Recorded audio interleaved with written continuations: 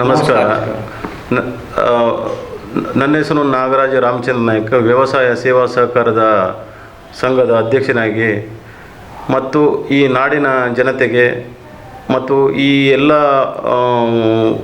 ಷೇರುದಾರರ ಬಾಂಧವರಿಗೆ ಹಾಗೂ ಎಲ್ಲ ನಮ್ಮ ಸದಸ್ಯರಿಗಾಗಲಿ ಸಿಬ್ಬಂದಿಯವರಿಗಾಗಲಿ ಹೊಸ ವರ್ಷದ ಸಂಕ್ರಮಣದ ಶುಭಾಶಯಗಳನ್ನು ಹೇಳಲಿಕ್ಕೆ ಇಷ್ಟಪಡ್ತೇನೆ. ಮತ್ತು ನಮ್ಮ ಎಲ್ಲ ಗ್ರಾಹಕರಿಗೂ ಇನ್ನೊಮ್ಮೆ ಸಂಕ್ರಮಣದ ಶುಭಾಶಯನ ಹೇಳಲಿಕ್ಕೆ ಇಷ್ಟಪಡ್ತೇನೆ.